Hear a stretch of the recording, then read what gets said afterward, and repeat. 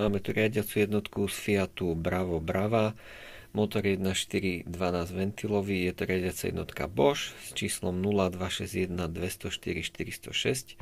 Je to typ jednotky Motronic 1.7.3. Tu ju môžete vidieť, ako vyzerá vo vnútri. Máme ju zapojenú, napinovanú na stole.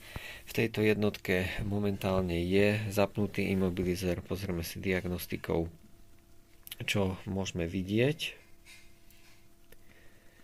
Takže pozrieme si najprv kódy, chybový kód, vidíme, že mu chýba elektronický kľúč, pretože nie je zapnutý Imobox.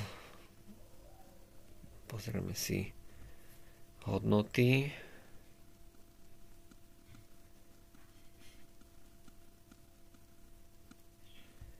No a úplne na konci máme, že štartovanie motora nie je povolené. Takže táto riadiaca jednotka v tomto stave by nám teraz momentálne v aute bez kľúča, respektíve bez Imoboxa nenaštartovala. V jednotke sme vyradili imobilizér a teraz si skontrolujeme, či sme ho vyradili správne.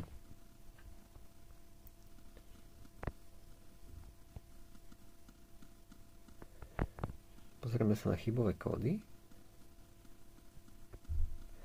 Ako môžete vidieť, tak z chybových kódov už zmizol kód, ktorý sa týkal elektronického kľúča a pribudlo tu kopec ďalších chýb. To znamená, že riadiaca jednotka sa už dostala za kontrolu imobilizéra a v podstate ožila.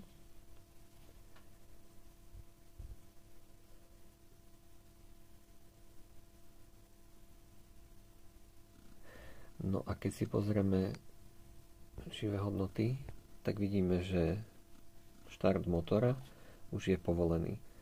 Takže táto riadiaca jednotka s vyradeným imobilizérom už bude v aute korektne štartovať. Treba však upozorniť jednu vec, že keď sa to zapne do auta, tak musí sa odpojiť Imobox.